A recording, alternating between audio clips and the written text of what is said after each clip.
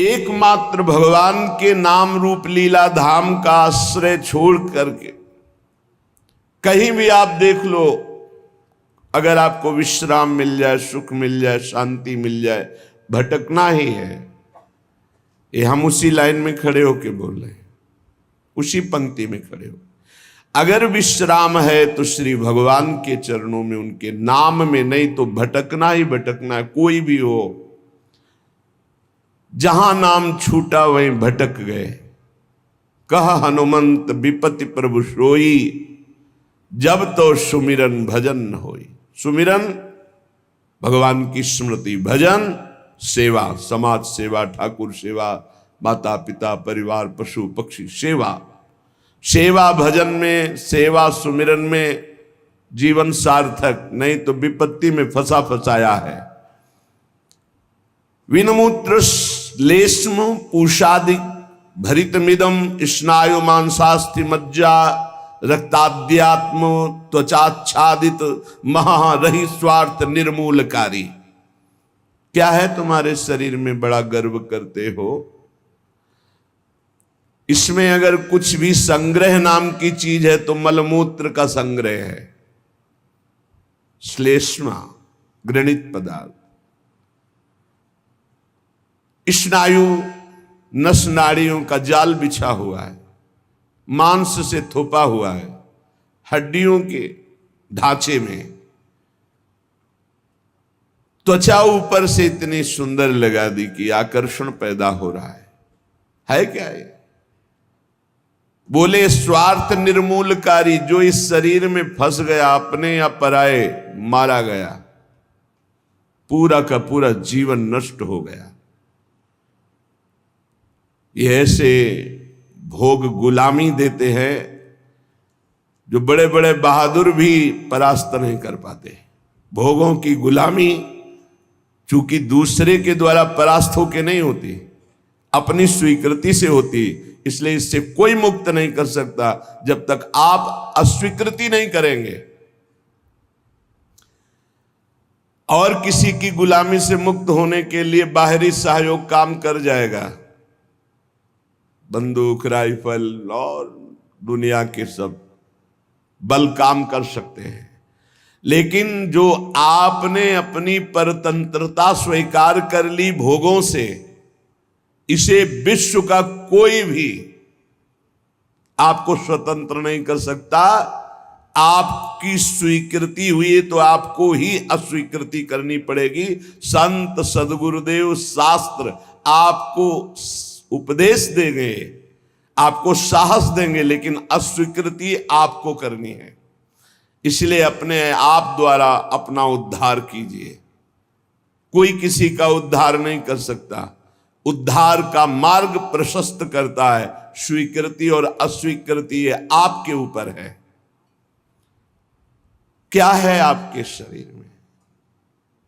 जब तक शरीर में राग है तब तक भजन में तन्मयता नहीं। जब तक भजन में तन्मयता नहीं तो हृदय के नेत्र नहीं खुलेंगे, तब तक आपको भगवत साक्षात्कार नहीं होगा। मूल बाधक शरीर भाव है।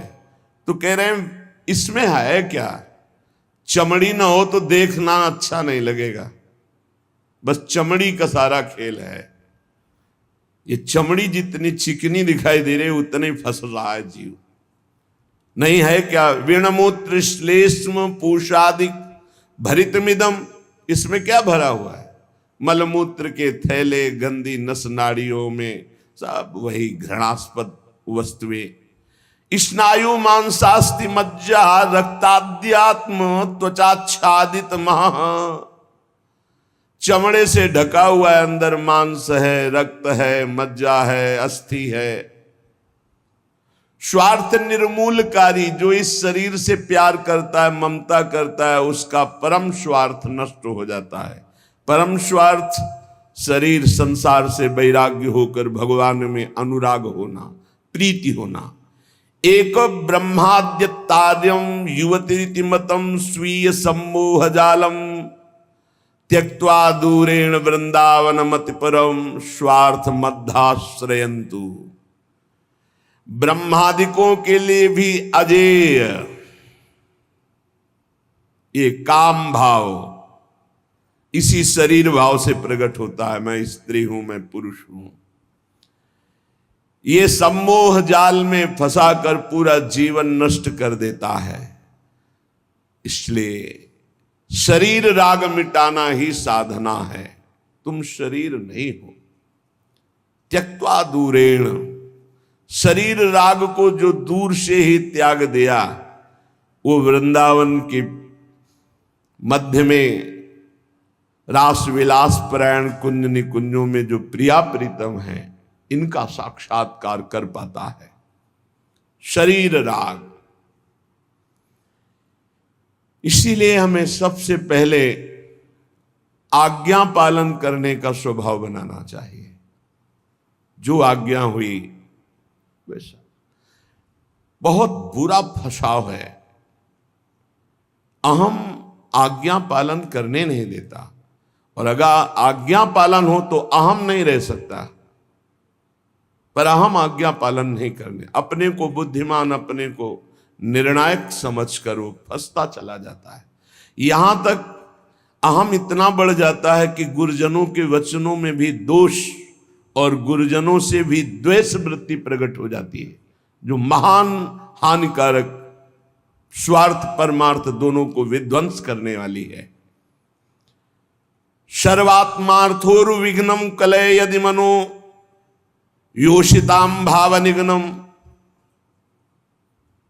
यदि तुम थोड़ा भी बुद्धि रखते हो तो सर्वनाश करने वाले इस काम से अपने आप को बचा लो।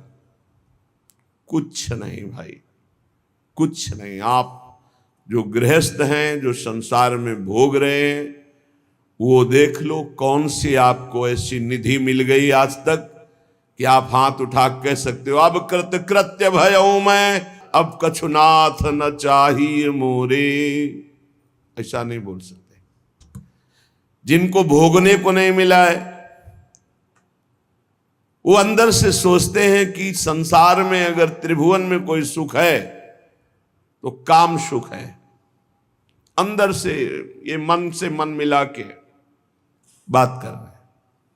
जो भोग लिए हैं वो और भोगने की इच्छा और दूसरों से भोगने की इच्छा। जो नहीं भोगे हैं वो पछता रहे। अंत तो गत्वा काम सर्वनाश कर देता है, सर्वनाश।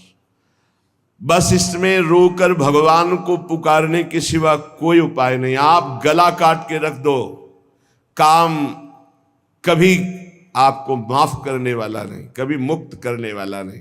आप रो के हाथ जोड़ो तो भी वो नहीं।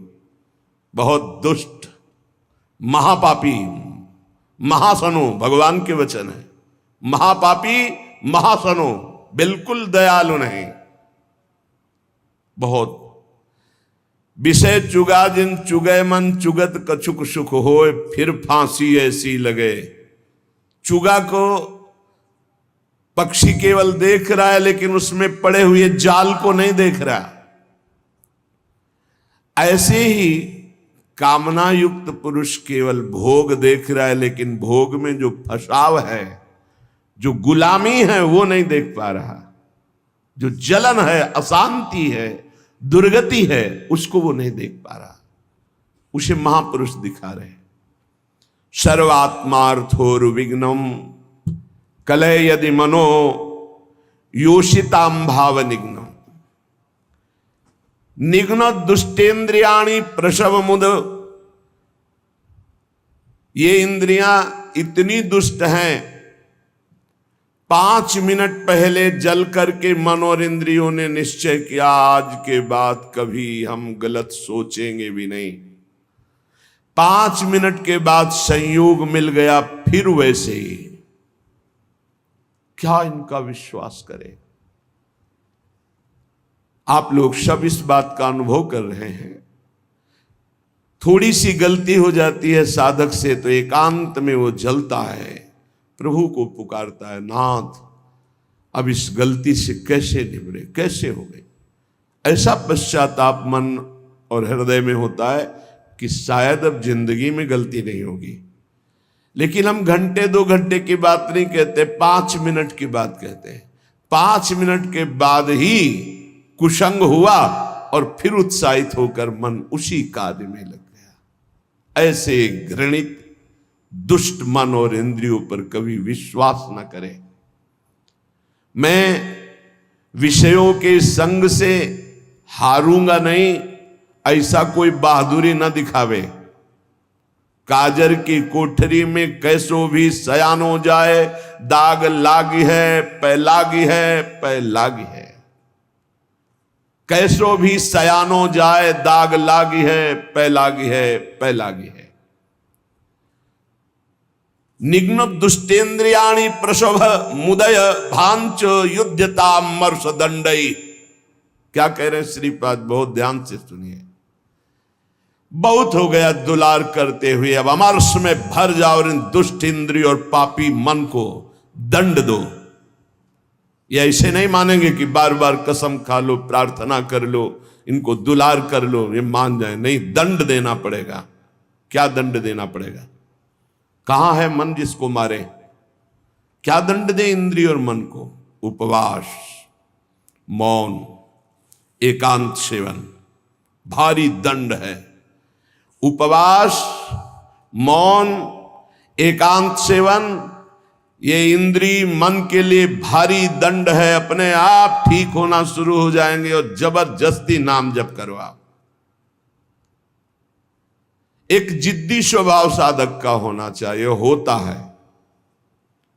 आप देखिए, एक तार, एक मंत्र को जपना शुरू कीजिए, एक नाम को एक तार शुरू कीजिए, केवल 10 मिनट जांच कीजिए। 10 मिनट, हजारों जगह जा चुका होगा। 10 मिनट में हजारों जगह भागेगा। इस पर गुस्सा नहीं आती, अमर्ष नहीं आता, अमर्ष असहनशीलता नहीं भागने देंगे।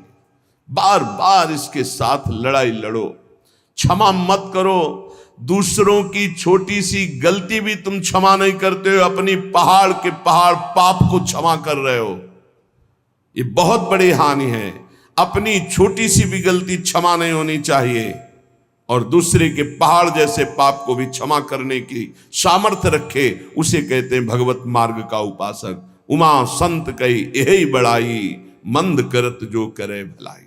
वो मंद कर रहा है, वो उसका भला। हमारी उल्टी चाल है, हम दूसरों के छिद्र राई जैसे दोष को पहाड़ जैसा देखते हैं और क्षमा नहीं करते, और अपने पहाड़ जैसे दोष को राई के समान भी नहीं मानते और क्षमा कर देते हैं। ये बहुत बड़ी हानि का विषय है। साधक ऐसा नहीं होता है। कैसे तुम्हें बताएं? साधक का हृदय आग लग जाती है अगर कोई त्रुटि होती है। बस अंदर ये होता है कि प्रिया, जो हम इंतजार कर रहे हैं आपकी कृपा कटाक्ष का, जिस दिन आपका कृपा कटाक्ष हुआ उसी दिन रौंद के फेंक देंगे इन दुष्ट भावों को, जो काम है, क्रोध है, लोभ है, मोह है। मैं तो नहीं जीत सकता, पर इंतजार कर रहा हूं मालिक आपके इशारे का। जिस दिन आपका इशारा, आपका बल प्राप्त हो गया, इन दुष्टों को जो जन्म जन्मांतरों से घृणित कार्यों में मुझे परास्त करते चले आए हैं, इनका सर्वनाश कर दूंगा।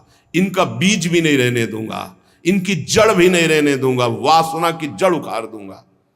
उपासक अंदर ही अंदर अमर्ष कह रहे, देखो, निघ्न दुष्टेन्द्रियाणि प्रसव मुदय भांच युद्धतामर्ष दंडई।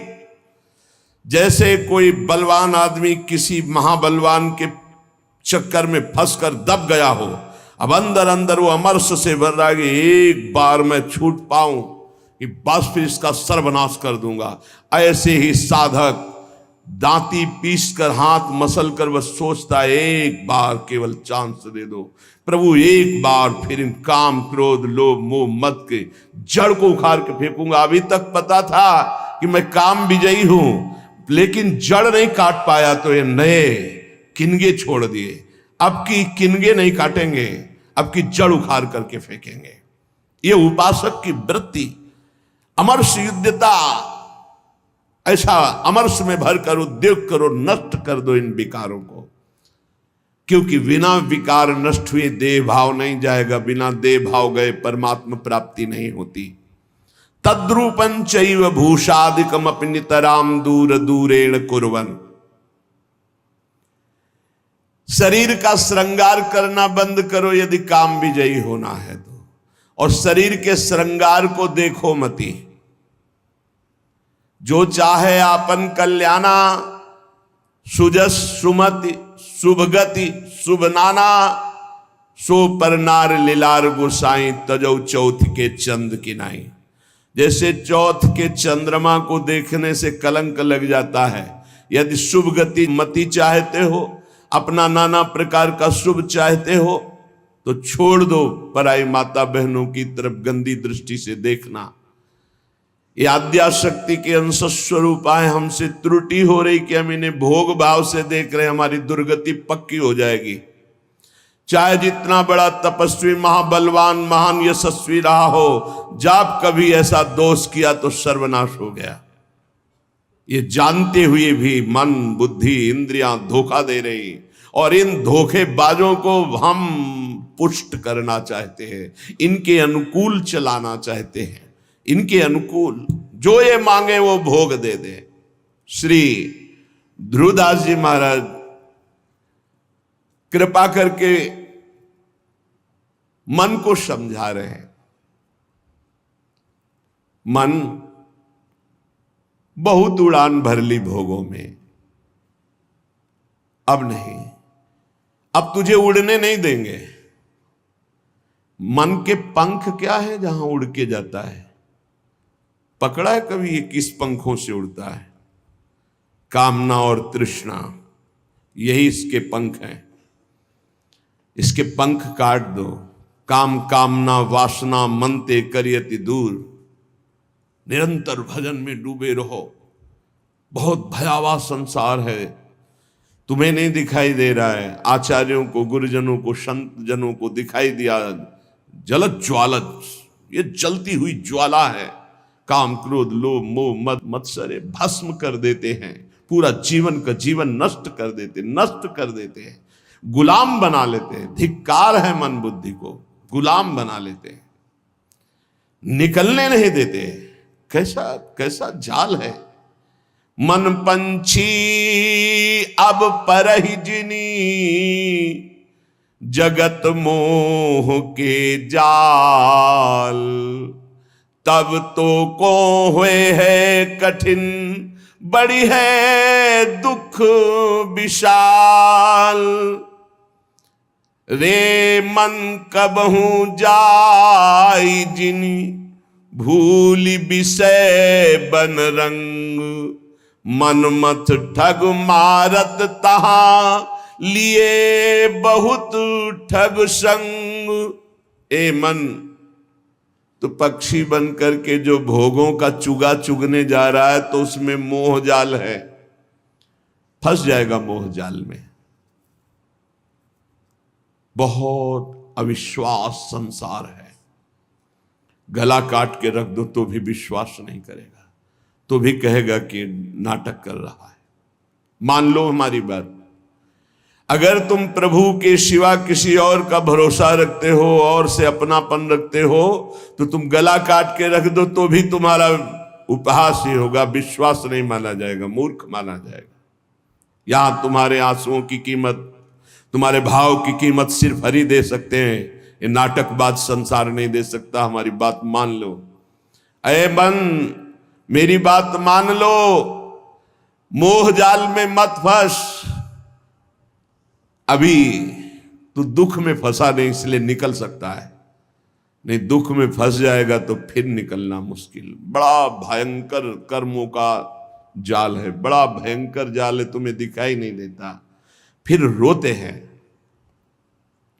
एक आए थे जेलर साहब एकांतिक में, वो कह रहे थे कि मैं आपका प्रवचन सुनाता हूं उनको जेल। अब वो रो रो के कहते हैं कि कोई उपाय नहीं जिससे मैं एक बार निकल पाऊं और अपना जीवन संभाल लूं। उनके लिए क्या आपका? तो कहा निकलने के लिए तो हम उपाय नहीं जानते, लेकिन भव समुद्र से ही निकल जाएंगे। वहीं रह करके नाम जप करें, भगवान को पुकारें, मेहनत करें, अच्छे भाव रखें, तो वहीं उनका कल्याण हो जाएगा। संसार की जेल से तो भले न निकल पावे, लेकिन आवागमन से जरूर मुक्त हो जाएंगे। वो कह रहे चिल्ला चिल्ला के वो रोते, मेरे हृदय को विदीर्णता, ऐसा दुख लगता है पर कुछ उपाय नहीं कर सकता। वो कहते एक बार केवल मुझे अगर निकलने को मिल जाए तो मैं अपने जीवन को संवार लूं, लेकिन नहीं, आजीवन कारावास, निकल ही नहीं सकते। और किनका संग? जो सब वैसे ही आचरण करके गए, भारी कुसंग में, जिसे बरुभल बास नरक करता था, दुष्ट संग जन दे विधाता। कर्मों का बहुत प्रबल स्वरूप है। इसलिए मन पंछी अब परहि जिनि, जगत मोह के जाल। तब तो को हुए है कठिन, बड़ी है दुख विशाल। आज तक जो मारा गया है, महान से महान, वो माया ने मारा है। माया ने वो अपना रूप धर करके ऐसे आसक्त होकर फंसा लिया कि नष्ट हो गया। चाहे सम्रासुर हो, कोई भी बड़े से बड़ा बलवान हो, उसकी मृत्यु का कारण कोई न कोई माया का एक स्वरूप हुआ है। अगर आप अपना नाश नहीं चाहते, आप पतन नहीं चाहते, तो गृहस्थ में है तो एक पत्नी व्रत, दूसरी की तरफ आंख मत उठाना। धर्म पूर्वक कमाओ, परिवार का पोषण करो, नाम जप करो, मुक्त हो जाओगे। इतनी बात तो समझ में आ गई कि जो सब सहारों को छोड़कर आपके भरोसे हो जाता है, आप उसे अभय कर देती। शरणागत अभय।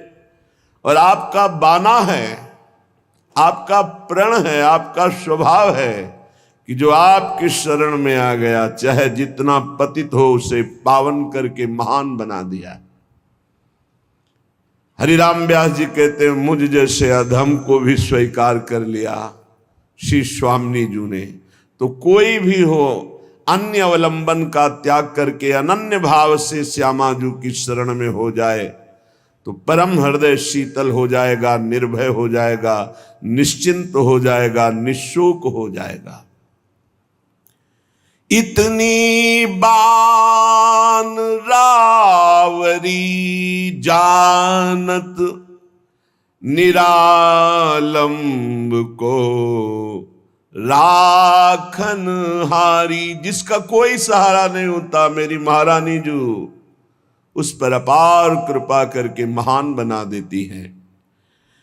ताशो आस करत ये प्यारी, करी हो कबहू उमगी कृपारी। करी हो कबहू उमगी कृपारी, हे वृषभानु दुलारी। करी हो कबहू कृपा। बाट जोहते हुए यही उपासना है, राधा राधा राधा। और हम बाट जो रहे कृपा की। जिस दिन मेरी महारानी जी की कृपा हो गई, उस दिन ये जो इंद्रियों की गुलामी है, मन की गुलामी है, जो भोगों की प्रियता है, अनंत जन्मों से भटक रहे हैं, ये एक क्षण में मिट जाएगा। बस हम राधा राधा कहते हुए स्वामी जी की कृपा की बाट जो है।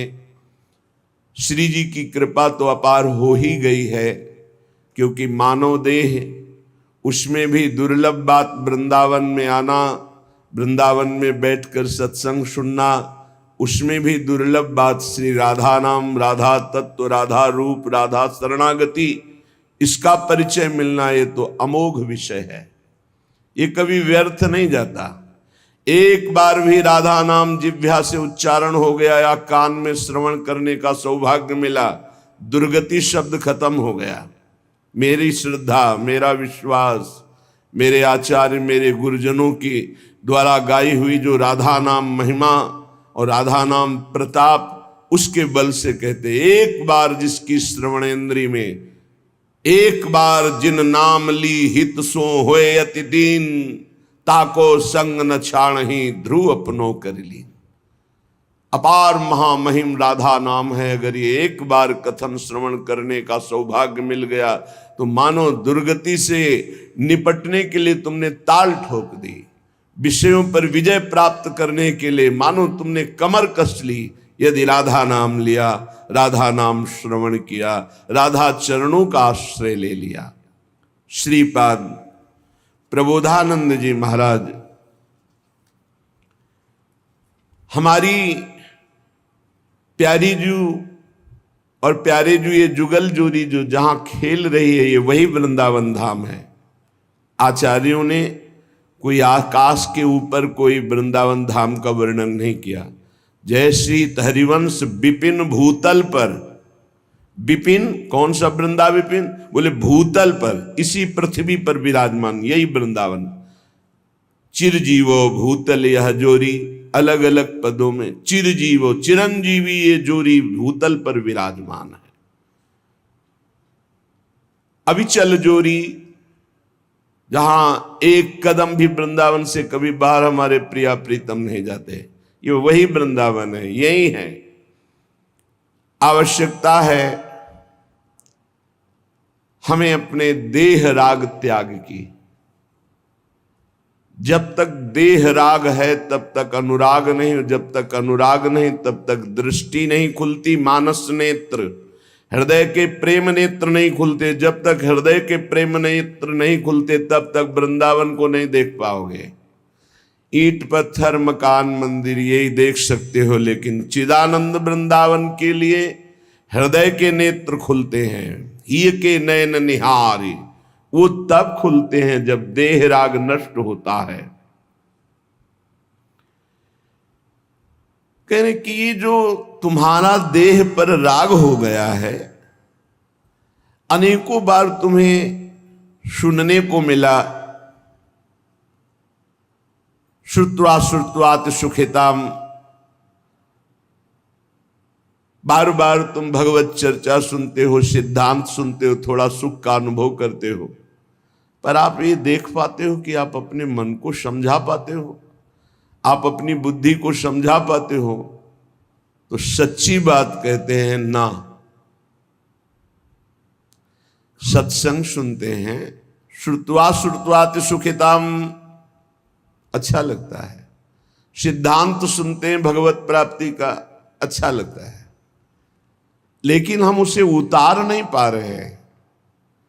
हमारा मन, हमारी इंद्रियां भोगों में ही जा रही हैं। बुद्धि का निश्चय भोगों में ही है। जिसकी बुद्धि का निश्चय किंचन मात्र भी इतना है कि किसी भी भोग में सुख है, वो झूठ बोल सकता है कि मैं परमात्मा प्राप्ति करना चाहता हूं, लेकिन उसके हृदय में परमात्मा प्राप्ति की चाह नहीं हो सकती। श्री भगवान कहते हैं, भोगैश्वर्य प्रसक्ता नाम तया प्रहत चेतसाम व्यवसायत्मिका बुद्धि समाधो न विधीयते। जिसकी बुद्धि को भोगों ने अपहृत कर लिया है, चित्त भोगों का चिंतन करता है कि इसमें सुख है, वो कभी ऐसा निश्चय कर ही नहीं सकता कि मुझे भगवत प्राप्ति करनी है, मुझे परमात्मा प्राप्ति करनी है। ऐसा निश्चय नहीं।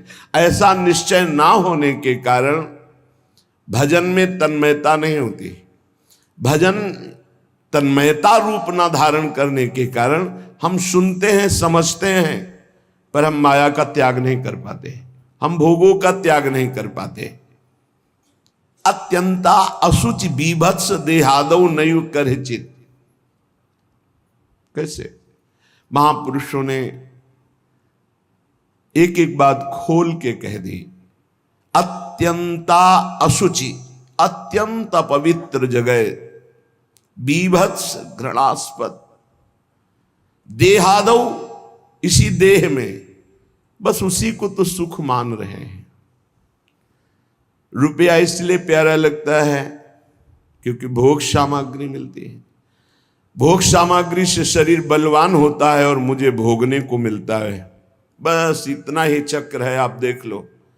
बहुत प्रपंच वर्णन करने की जरूरत नहीं है, कुछ शब्दों में समझ लो अंदर का लक्ष्य क्या है मन बुद्धि का। हम खूब धन कमाएं, किस लिए? क्योंकि उससे धन से भोग सामग्री मिलती है। भोग सामग्री से शरीर पुष्ट होता है, शरीर पुष्ट होगा तो खूब भोग भोग पाएंगे। बस इतना ही है। शरीर सुखपूर्वक रहे इसलिए मकान, शरीर सुखपूर्वक यात्रा करे इसलिए गाड़ी, शरीर सुख को लेकर के ही सारी कल्पनाएं, सारी चिंताएं, सारी बातें होती हैं। देख लीजिए आप, शरीर सुख के लिए, शरीर नाशवान, प्रतिपल नष्ट हो रहा है, इसमें भोग के स्थान बोले अत्यंत असुचि, बड़े ही अपवित्र है जहां तुम्हारी भोग दृष्टि है। बीभत्स, बड़े घृणास्पद, दुर्गंध युक्त। देहादौ नैव करचित, अनर्थ का मूल देह, इसमें तुम अपनी ममता इतनी कर लिए कि मैं ही शरीर हूं। थोड़ा विचार करो, कौन सा भोग है जो बहुत आनंददायक है, विश्रामदायक है, शांतिदायक है?